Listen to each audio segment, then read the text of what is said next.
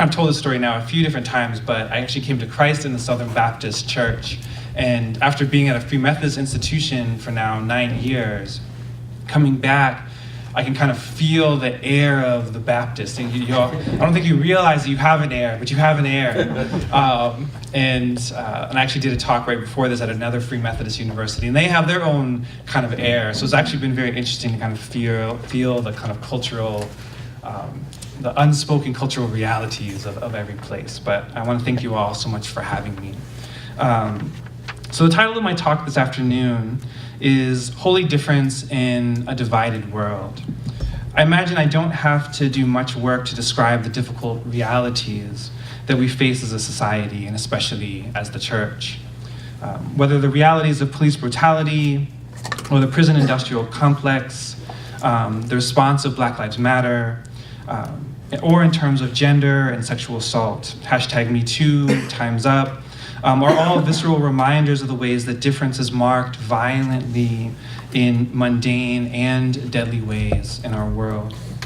But not only do we see enduring legacies of racism and sexism, patriarchy, but also differences of sexuality, ability, class, and all of these are intersecting and diverging in ways that are often complex and difficult to imagine or understand ourselves within or outside of. But in truth, the world has always been marked by difference, always been marked by the difficulty of recognizing why those differences matter or why they don't. This afternoon, I want us to begin to consider a theological understanding of difference, of why difference is holy and beautiful, but also what does it mean to inhabit difference faithfully in a world where certain ideas of difference seem to be killing all of us in vastly different ways. My brother and I have always seen difference. We saw the differences of our skin, of our hair. We saw who looked more like my white mother and who looked more like my Black father. These differences didn't mean much in the beginning. But it didn't take long before my brother and I tried to make sense of the differences that we saw in one another, and the differences that we saw in our schools and our neighborhoods. By the time I was 9 and he was 7, a story began to emerge between us that helped us to explain these differences of our skin and hair. My brother with tighter curls, darker skin, me with straight, at the time I had more hair, but straight brown hair, a little Beatles haircut, it flipped up at the end, it was really cute. And my skin was a little lighter. So we thought, of course, Kyle, my brother, must have gotten more of my dad, and I must have gotten more of my mother. And if I'm being really honest, there was also some underlying presumptions about that perhaps I was a little smarter than he was. Perhaps he was a little bit of a dancer. It's never too early to be prejudiced or stereotypes. These things were already ingraining themselves in us.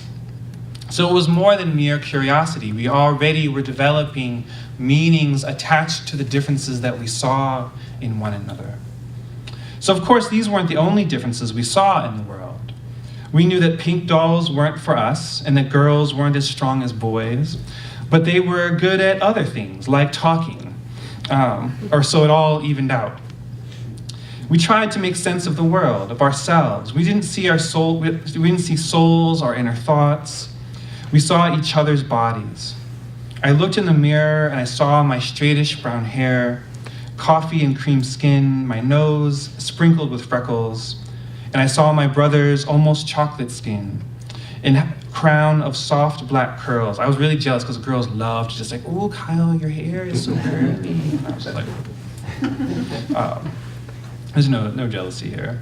And so what I began to wonder was, and people saw my body, people saw one another. I'd get chased around the playground being called fish lips, only years later realizing the racist connotations. And I knew what my body confused people. What are you? People would ask. Why do you talk like that? And so I asked why. And this is part of what makes us all such beautiful creatures. We ask questions. we see, we touch, we taste, and we ask questions about what we see and taste and touch. And we ask questions about what we experience in the world. Why? How did this come to be? How can I explain what it is that I see in the world? Eventually, I would become a Christian at the age of 16 and became part of a church that told a very particular story about creation, about what differences mattered and what God intended for those differences. The story of creation went something like this. God created men and women. Women and men were made for different roles. That's why their bodies are different. Men lead, are independent, heads of the house. Women are emotional, caregivers. We were made with rational minds, capable of making choices. And I saw the implications of this story in men's ministries, in callings to ministry, whether it was missing fathers in leadership. And so the gender and the race question were connected, it seemed. I'm a little embarrassed to admit this, but it's the story I was told and the story I believed when I was a young Christian, just beginning my walk. And none of us are really free from the stories that form us or shape us. But eventually, this story could not explain the world that I was living in. I went to college, became a history major. The story my church told me could not explain Gail, the woman that I met in college, her power, her wisdom, her profound sense of calling and spiritual anointing. It couldn't explain my mother or my aunts, all strong, intelligent women who made a way for themselves without men in their lives. It couldn't account for the many other ways our bodies were seen and counted or discounted. The creation story was a way of naming what was natural to us, what we should be and what we should be seeking. It was a way of naming our bodies, our humanity, what we were for and what we were what we were not for. And so beliefs about who we are explicitly or implicitly guide how we navigate and shape the world. We see evidence of these questions in documents such as the Declaration of Independence and this notion of inalienable rights, right? And it's a claim about what is natural to us. But it is also a claim about what is natural to others, or in some cases, what is not natural to others. These indispensable or so-called natural rights did not extend to women, to indigenous peoples, to the African slaves. What was supposedly natural, what was natural to the dark body then? Well, this very same idea was suggested that what was natural was subservience, sexual wantonness, or intellectual incapacity. These stories are all bore fruit as justification of violence against women, or the enslavement of Africans, or the genocide against indigenous tribes, and we live with the implications of these beliefs in our contemporary moment as well. We see them flare up when two children in a class, one white and one black, speak out of turn. The black child is given detention and the white child's disruption is overlooked or addressed through informal interventions because, he had a bad day. This moment reveals the implicit way the teacher has been formed to believe that a negative action is expected from one, almost natural to one, and who must therefore be disciplined quickly to get the child on the right track. Conversely, the white child's action is seen as an exception to the rule, something outside of his or her normal behavior, something almost unnatural to them, and therefore can be overlooked because it will more than likely not happen again. When a police officer pulls over a black man and immediately pulls his gun, there is something happening in that officer's assumption of what that man will do or could do, regardless of the race of the officer himself. The story I learned in that little Baptist church, trying to explain how things should be, gave us a vision of what was wrong in our neighborhoods and our homes. But like my and my brother's explanation for the differences we saw in ourselves, this story could not hold together the world that I was living in, the world that was encountering me and the lives of these men and women that we saw. But like my brother's explanation for the differences we saw, this creation story of gender roles and color blindness could not explain the people I saw every day.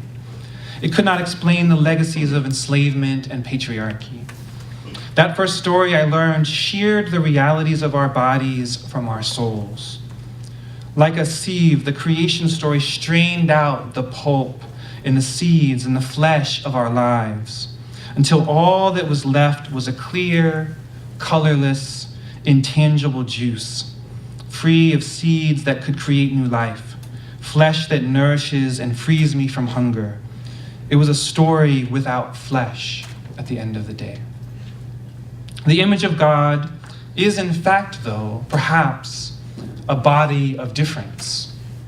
Genesis, especially the creation story, has always been one of my favorite books of the Bible to read. When I was 16, a new Christian, I walked myself 2 miles to the bookstore to get a little King James version of the Bible. And I just started at the beginning and worked my way through to the end. I was on fire for Jesus, so that's what you did. And as I was reading, I returned again and again to Genesis. I would read it over and over and over again. But each time I came back, I brought new stories with me to that book. First were the struggles of Gail as a woman who felt called to ministry, and the men who so easily told her that her body rendered her words and her wisdom meaningless. I saw the images of African slaves chained or black men and women lynched, Japanese families interned, women abused and raped or simply ignored.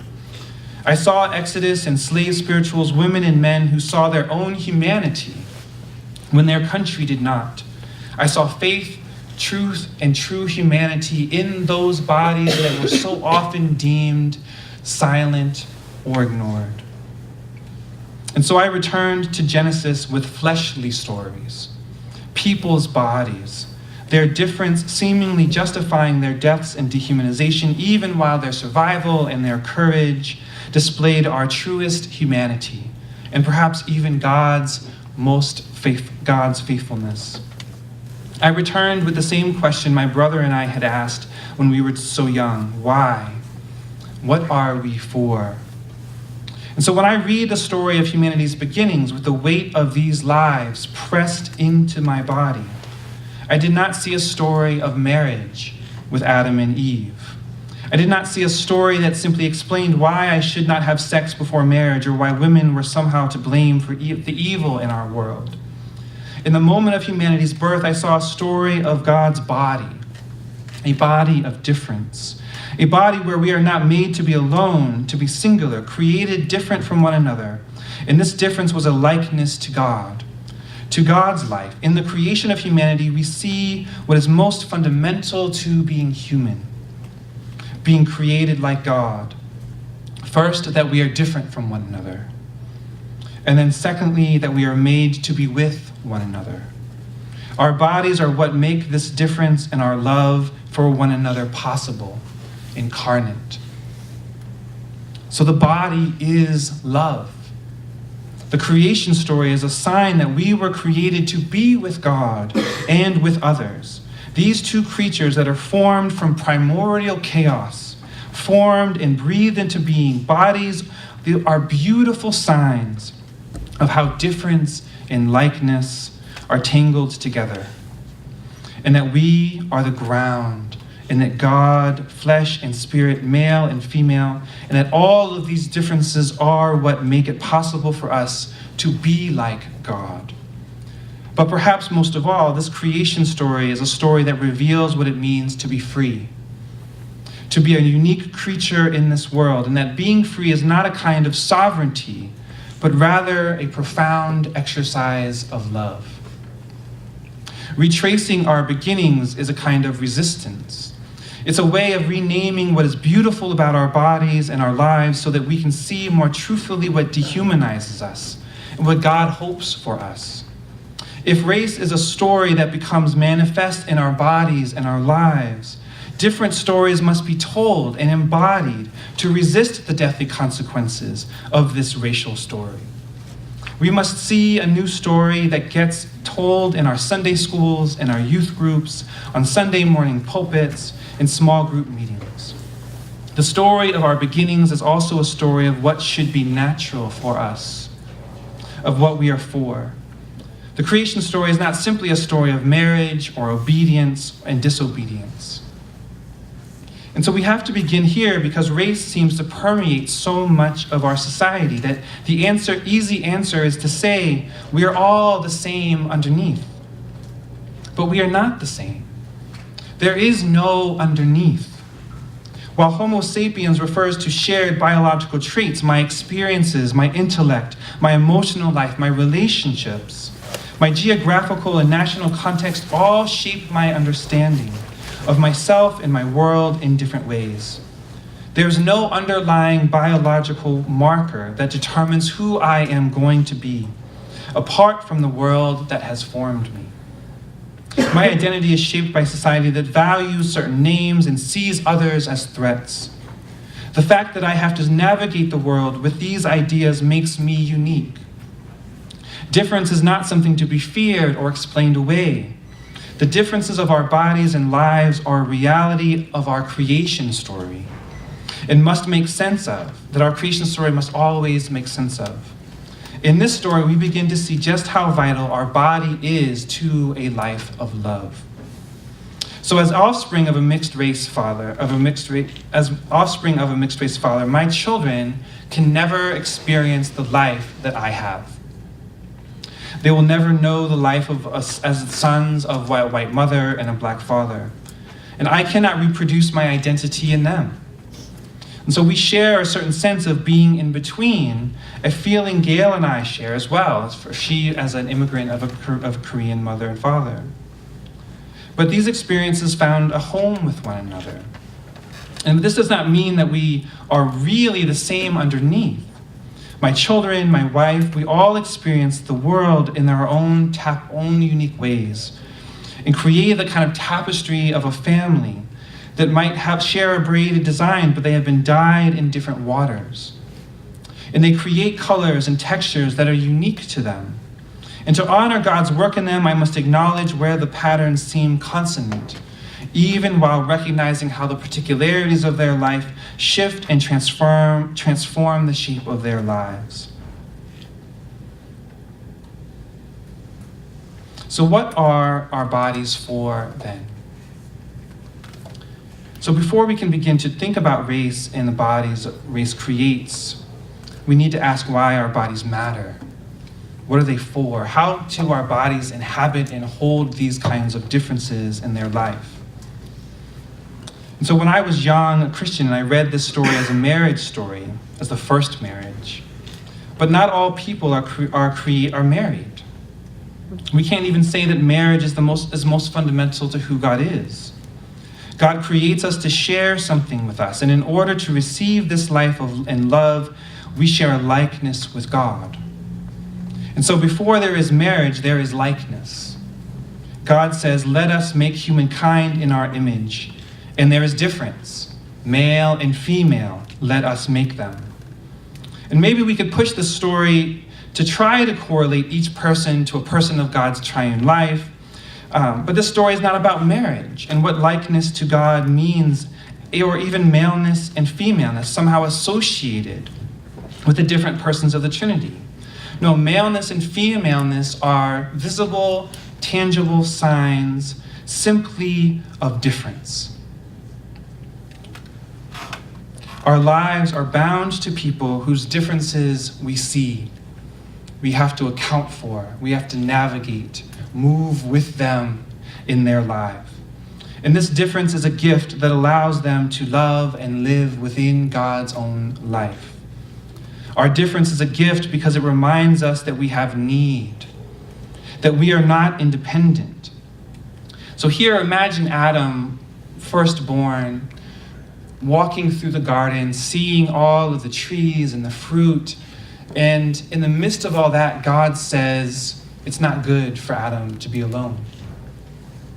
Why is it not good for Adam to be alone? Well, perhaps it's not good for Adam to be alone because when he's by himself and he walks through the garden, he sees the oranges and the fruit and whatever is growing in the ground, and he says, all of this is for me. All of this is for my enjoyment, for me to consume, for me to live every single day as though the entirety of creation is intended to meet my needs. It's not good for Adam to be alone. So what does he do? He puts Adam to sleep.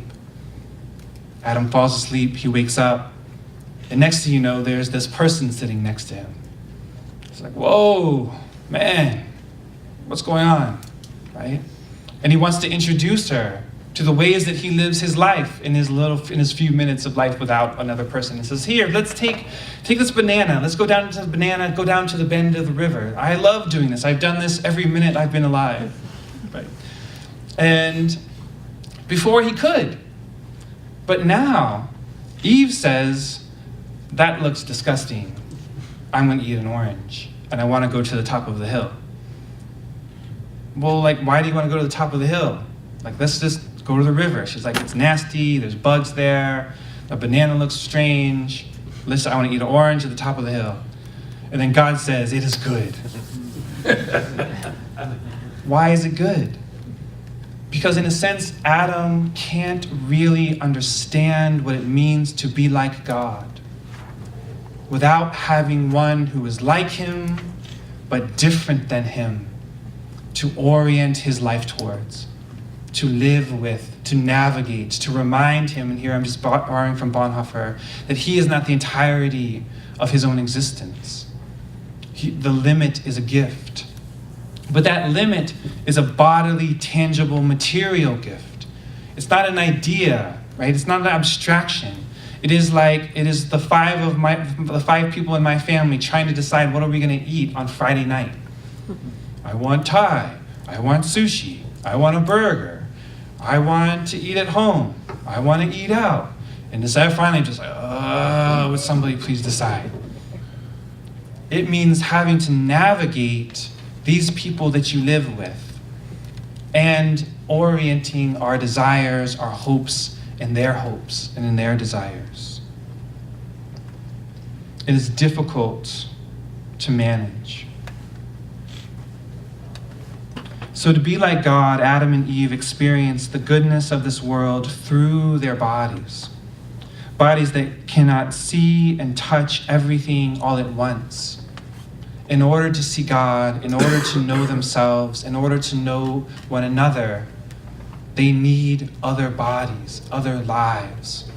I didn't have this written down, so I'm going to see, hopefully this won't get off the rails here, but it was really like when I always thought, I grew up in a house with, dysfunctions like a lot of people's houses, but I like all these insecurities and little quirks and stuff about my life. And I always blamed it on my dad leaving when I was young, right? So like, my mother was a kind of pop psychologist. She went to nursing school, wanted to be a psychological nurse, read 2 books, and then she was diagnosing me. I would not recommend it. And so I thought like, I have all these kind of tendencies and things because of my childhood, my past, and my formation. And then I had a son, my oldest son, beautiful boy, Caleb, brilliant, amazing. And by the time he's 11, 12, I started seeing these patterns. They were almost exactly the way that I navigated my middle school life. And I'm like, you shouldn't have these. I wanted more for you. I don't want you to be by yourself. I don't want you to have any friends. I don't want you to be crazy awkward. But yet here he was. And then he gets a little bit older, and I start to see more of these little quirks. And I start to see the things that maybe I'm kind of proud of starting to merge in his life. And I start to realize, oh my God, like, he's me, and I'm him. But I needed a person that was not me to teach me about myself, to learn about who I am. I needed to live my life with this woman who knows me more often deeper than I know myself, to help teaching and eating and living together, so much so that she can read my body language and tell me what's going on.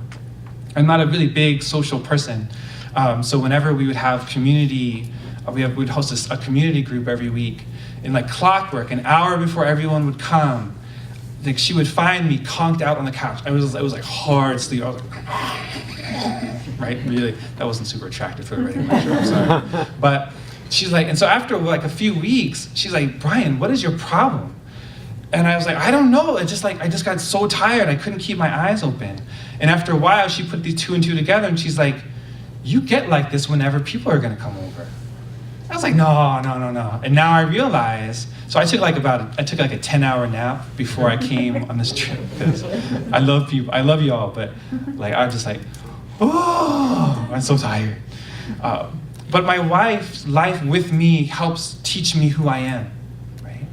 and that is a bodily reality.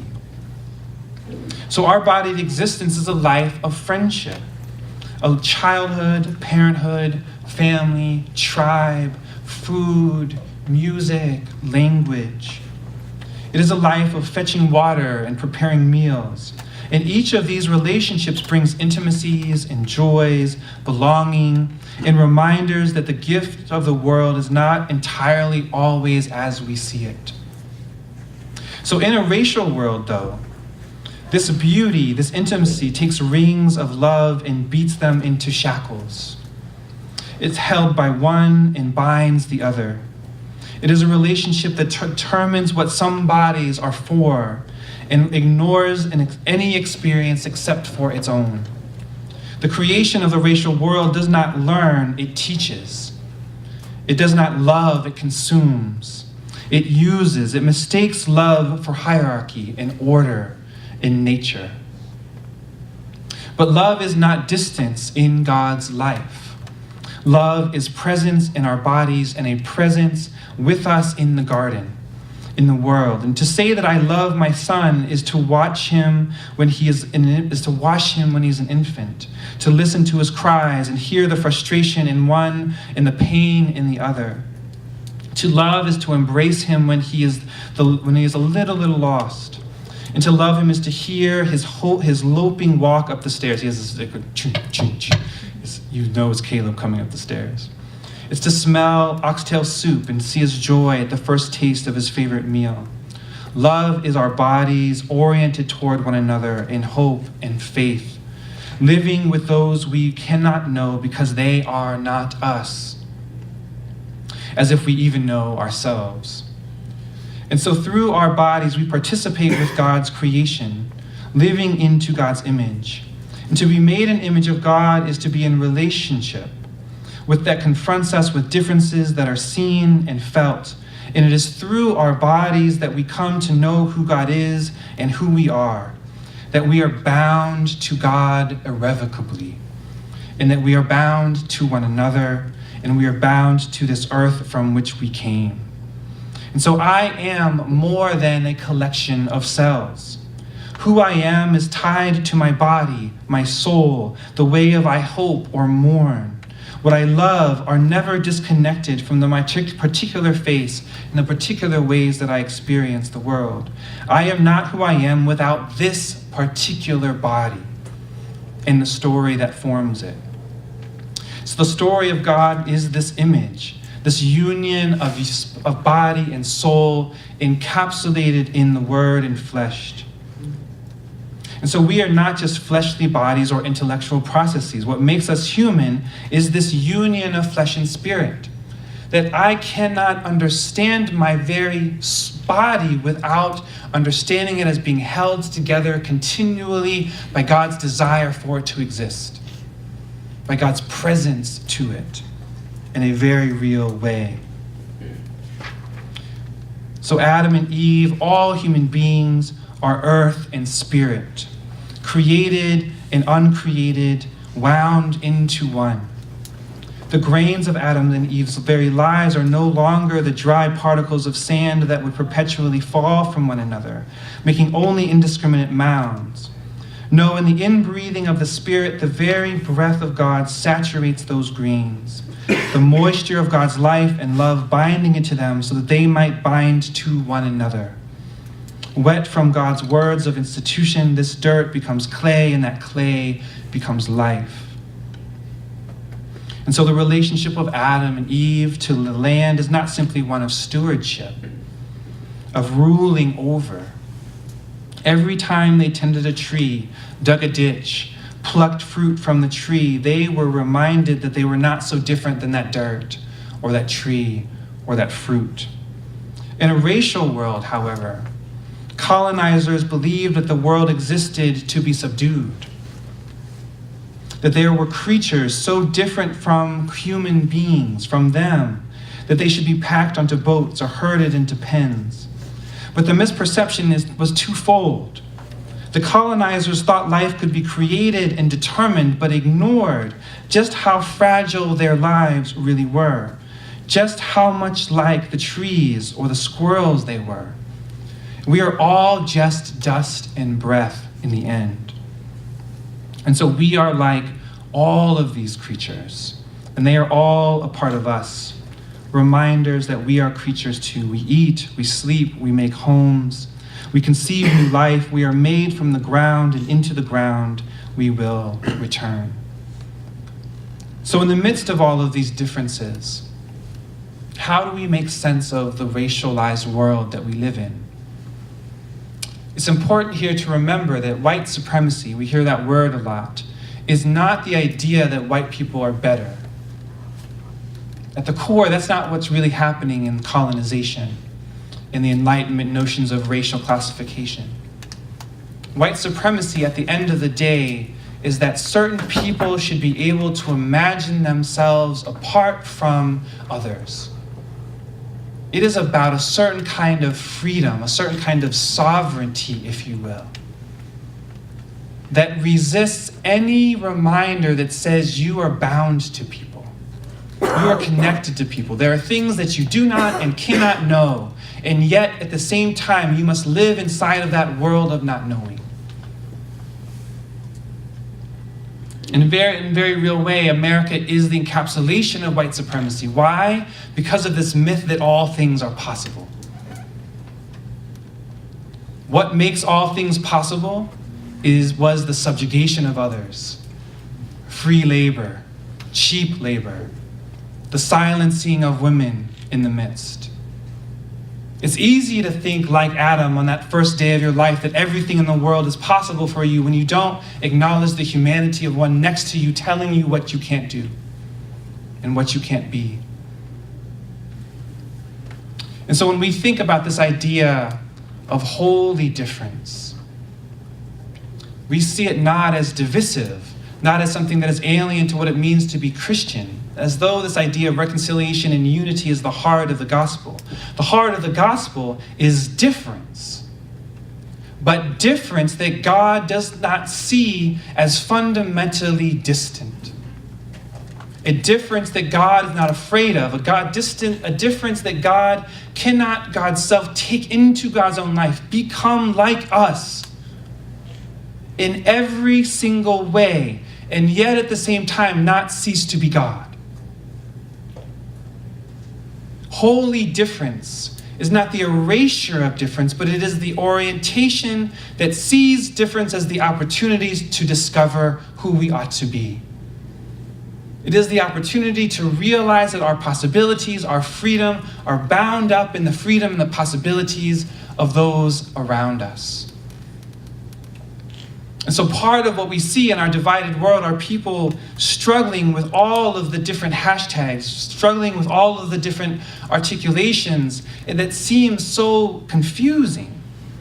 But why is it confusing? It is confusing because, in a sense, the veneer of normalcy is finally being washed off, and those who have been perpetually dehumanized underneath that veneer are saying, I am human too. I am beautiful, and I refuse to be treated in such a way that I am not.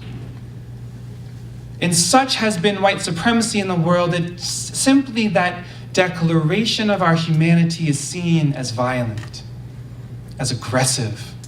Calm down, Brian. We're all just trying to have a conversation here. Don't all lives matter? Well, just calm down. Just calm down. And all I'm saying is I want you to see my humanity. I want you to see the history that you built, the walls that were erected in this very place. We're not free. We're not bound to your own intellect or your own capacity or your own hard work. And so the Christian story is, and this is one of my favorite quotes from Karl Barth, the Christian story is simply this, that God chooses not to be God without us. God chooses not to be God without us. And so what this means is that the heart of the gospel is this, that our lives, our identities are so grounded in God that there is no difference that will eradicate that identity. There is no relationship. There is no person that we can welcome into our home, welcome into marriage, welcome into our church, that will eradicate our identity in God, because there is no difference more fundamental than that between the creature and the Creator. And if the Word in flesh already crossed that boundary, what else is left? What can we say we are not willing to do? Not willing to be? So holy difference begins with confession that I cannot be me without you. And it acknowledges the history and the story that made this world possible. And then says that all of my life, my difference, the stories that I have will be oriented not towards the sustenance of my own individuality, my own power, my own might, my own choice, but will be oriented towards making the lives of others more humane, more human, more loving. And the reality is that among communities of color, the women in our midst, the women of color in our midst, in fact, they already hold the resources of what this could look like.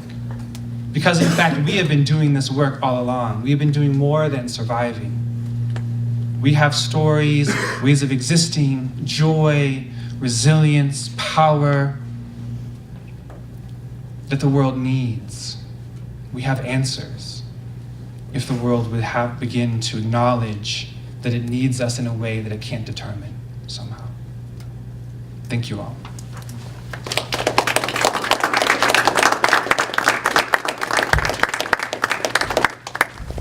So we have about 10-15 minutes for questions. You want to flip your paper over and pull out those questions. I'll start, and then we can address other questions. So last week, we had a speaker who talked about creation and suggested that one of the problems maybe in America today with Christianity is that we tend to be really Gnostic. We downplay our humanity. And with that in mind, it's led to the degradation of creation, our part. Would you make some connections between Gnosticism and racism in the United States? Yeah. So for those of you who remember, Gnosticism is this kind of a kind of Christian sect or a religious sect that kind of co-opted Christianity depending on the order, but had this deep suspicion of the material world, right? So they believed that what was true was spirit, right? And I think in a very real way, when we look at the ways that the original narration of Adam and Eve are made, in the ways and a lot of times that gets invoked to name what's natural to us, is in a sense the Gnostic move. But what I mean by this is that what it does is instead of replacing, oh, there's Laura, sorry. Oh, sorry, I got totally distracted. Laura and I don't. But instead of notions of spirit being this kind of invisible center, it's this idea of maleness, this idea of femaleness. What's really kind of underneath the surface, so much so that the body is just an indicator of this deep inner reality. And because we know the deep inner reality, we know that you can't teach me, right? Or that you are meant for this, or that you are more emotional or more this. And so in a way, there's a kind of interplay between the visual and the inner. But I would push back a little bit to say that with the equation of Gnosticism, with the kind of American story especially, what it doesn't get quite right is actually the necessity of the visuality. At the end of the day, the Gnostics really didn't need the body, right? They thought they could kind of live past it in some way. So the body almost didn't matter, right? But what makes the theological lie of American racial logic so pernicious is that it actually draws upon the very bodily reality of being seen, right? And then maps deep underlying meanings onto that visual. So there's a project I'm working on that's thinking about this in terms of iconicity, the economy of the icon. So in the Eastern Church, you might, if you've ever gone to an Eastern Orthodox mass or service, you might notice there are icons, and oftentimes they're kind of kissed and held, and they're venerated because they almost act as windows to God, windows towards the saint that becomes kind of transformative for the one who is viewing, right? But in the West, we don't have those. We have like, oh, images are for teaching, images are for kind of instruction. But in fact, there is a kind of economy that's happening where we're being formed into certain ways of seeing one another that then begin to shape what the bodies are for, why the differences matter.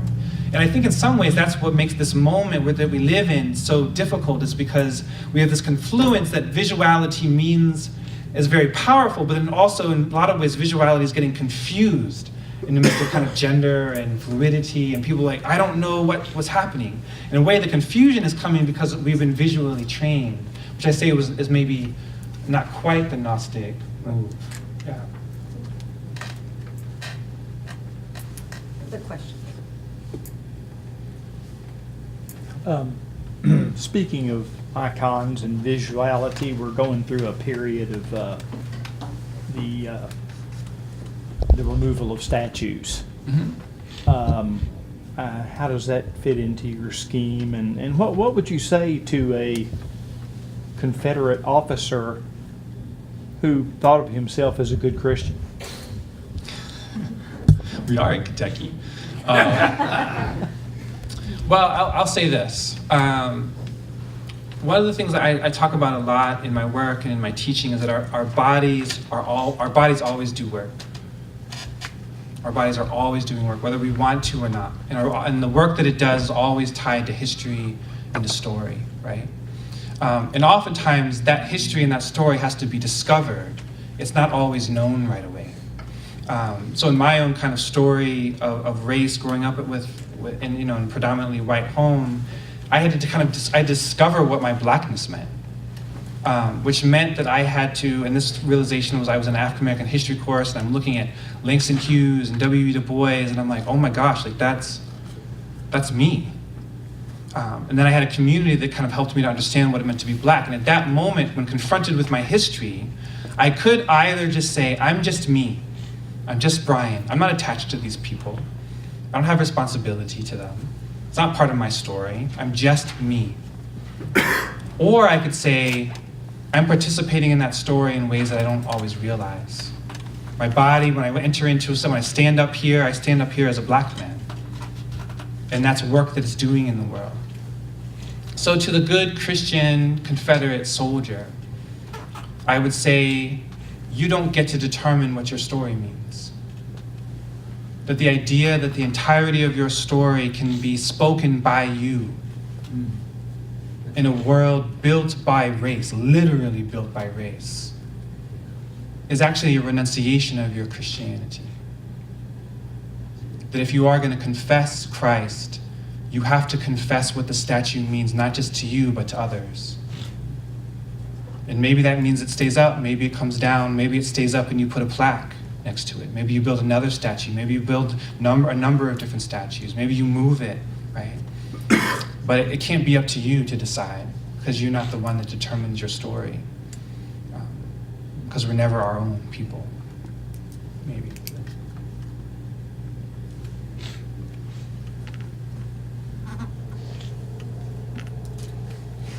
I'd love to hear you unpack your idea of white supremacy, which I found to be very enlightening. But when you think about the sort of black theological tradition, it's very much tied to the sort of the history of slavery, racism, what white supremacy does, what it looks like historically. But to think about your concept of, it's this idea that certain people can live without others, I think holds some promise even for black theological discourse. So we'd love to hear some feedback on it. Yeah. How did you come to discover that? Well, I don't know how I came to discover it, but I think the ways that, some of this is working with the language of Giorgio Agamben, who talks about this idea of sovereignty in terms of nation states and political theologies. But some of it is that, for me anyway, what I was trying to make sense of is that on the one hand, and this is we see this in the black theological tradition, right? On the one hand, we can see this profound fight for racial justice, civil rights, right? And at the very same turn, a complete utter silencing of the black women who are doing the work, right? And so for me, like, I'm kind of thinking, okay, what's going on here, right? They're not two separate problems. what's the kind of root of that?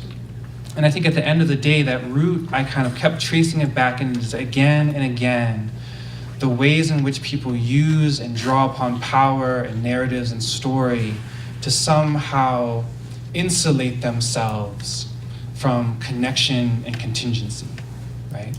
There's a kind of profound fear of need, right? And so what will people do? They will build up, you'll pass laws, you'll do Jim Crow, you'll do black codes, you'll strategically take over judgeships, you'll shut down the government, just so that you can maintain this sense of self, right? And the maintain of self can sometimes be, hopefully, we're gonna go over the line here, I hope. But sometimes this sense of self can be America first. Make America great again, right?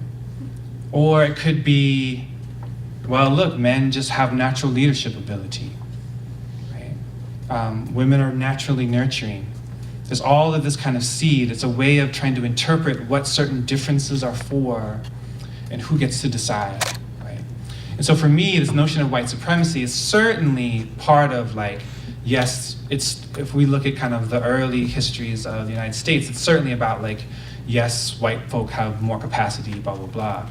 But in a lot of ways, that definition doesn't help us to explain how race seems to be kind of undulating under the surface of all of, whether it's ICE raids or whether it's rhetoric around immigration, whether it's foreign policies, who's a terrorist, who's not a terrorist, whose shooting is due to mental illness, and who needs to have their neighborhoods policed, right? All of those are grounded in this kind of deep underlying idea that we get to decide who we are, but you don't. And I think that will help us to explain maybe some of the ways, the political, economic, social, cultural kind of tensions that are happening in any given moment here. And I think also will hopefully allow us to be more intersectional in our approach in terms of how we can account for race or gender or sexuality or ethnicity or citizenship. Because in a sense there's that same root, but they get deployed in different ways. And how can we attend to those different ways over time?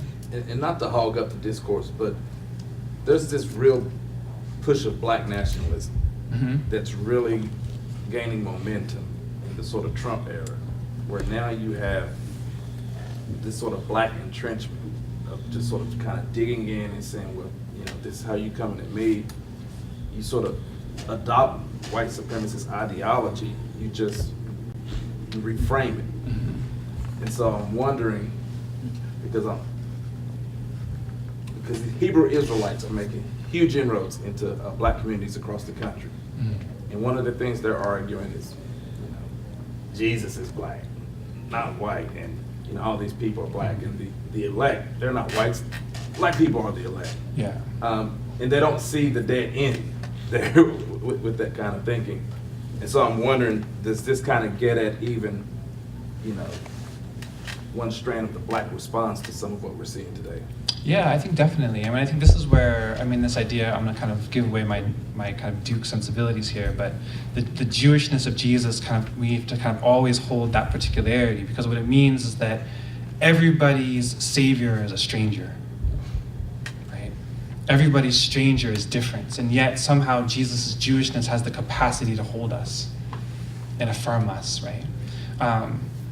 I tend to, the black nationalist movements, I tend to worry a little less about, if for no other reason, the kind of, the power of white supremacy is such as it will take my kind of critique and blow it up into the whole thing. So I try to hey, do we really want to talk about that? Rather than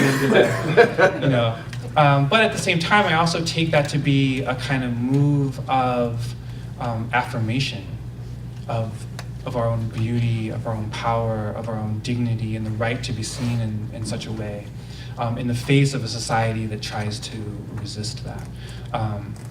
And then we can, but of course, this has been the story, right? How do we engage? How do we resist? How do we overcome? Do we assimilate? Do we accommodate?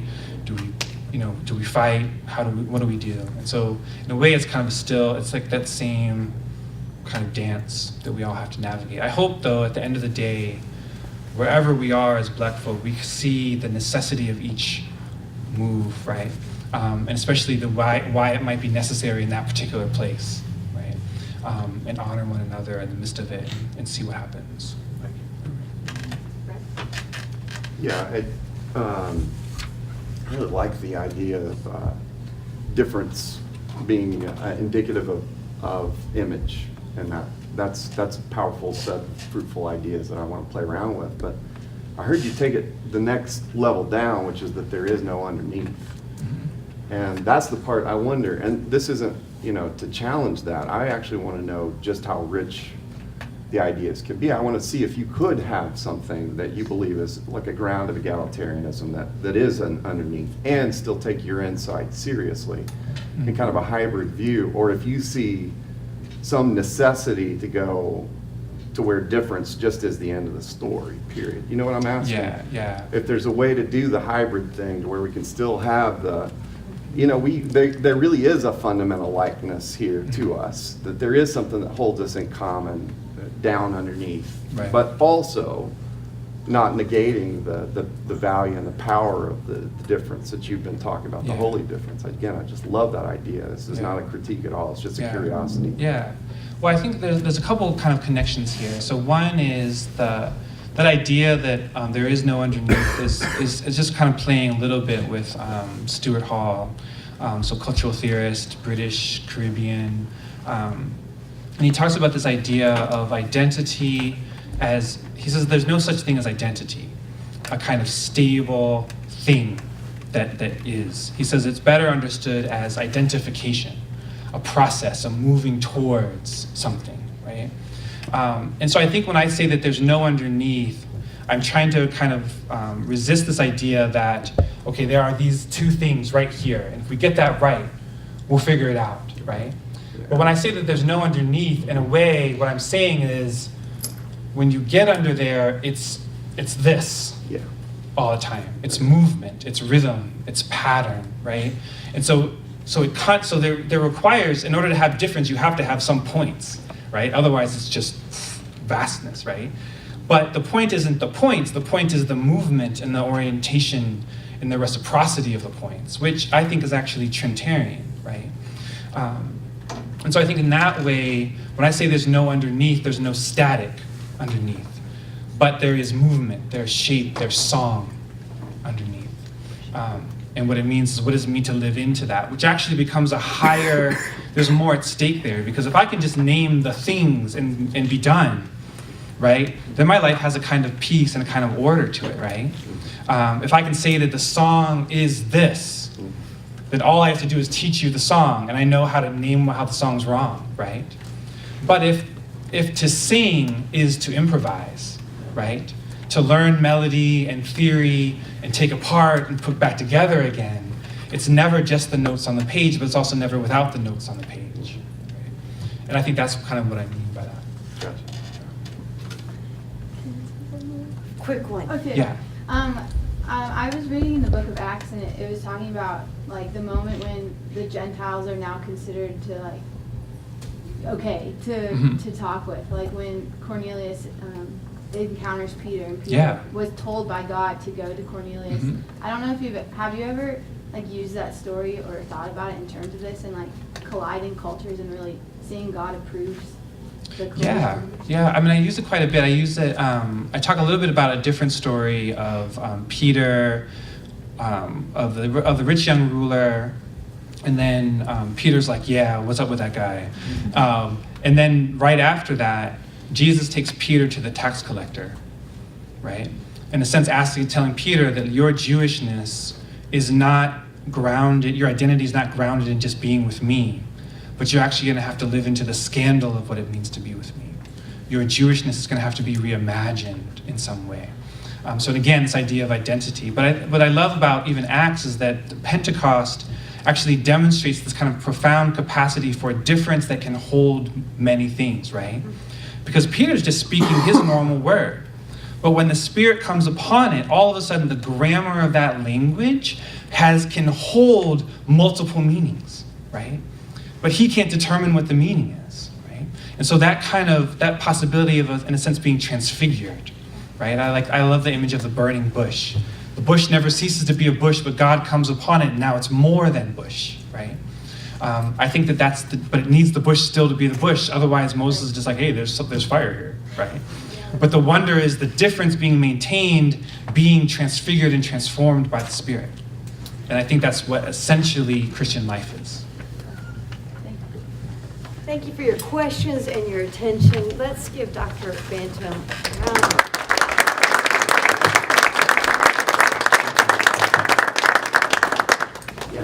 You are dismissed. Thank you so much for being here.